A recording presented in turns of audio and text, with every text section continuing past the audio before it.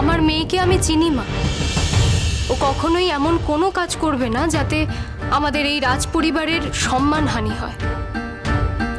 তাও সবাইকে আশ্বস্ত করতে আর বদনাম দেওয়ার মুখগুলোকে চুপ করাতে আমিই বলছি, লীলাবতী এক্ষুনি তুমি ঘরে ঢোকো। মা, আর এই কদিন কোনোভাবে ঘরের বাইরে বেরোনোর কোনো রকম চেষ্টা করবে না।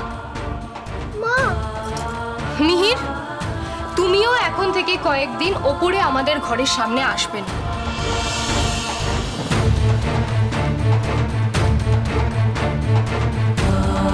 তুমি আর লীলাবতী দূরত্ব বজায় রাখবে।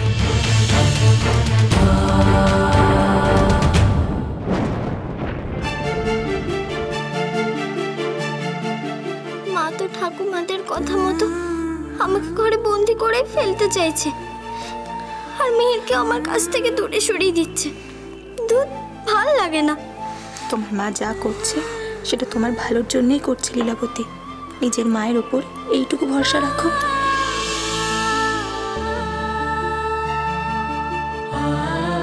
তাহলে শুনলে সবাই,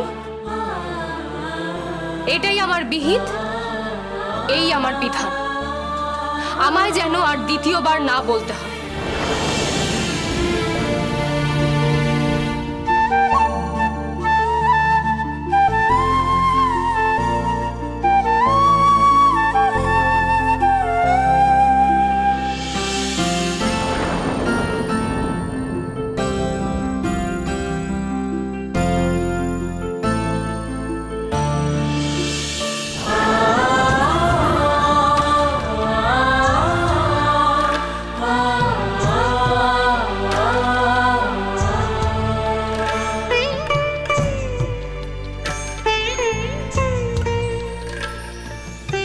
চলো, চলুন মা।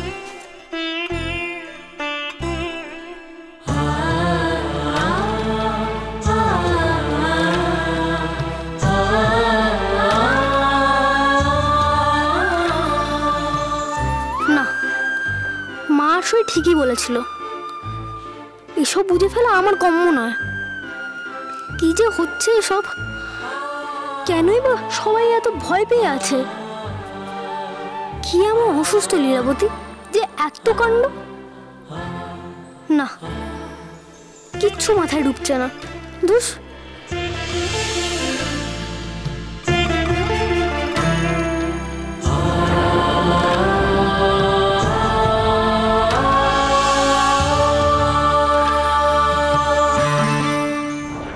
খনার কাহিনী সোম থেকে শনি সন্ধ্যে 7:30টায় আকাশ আট ও প্ল্যাটফর্ম 8-এ।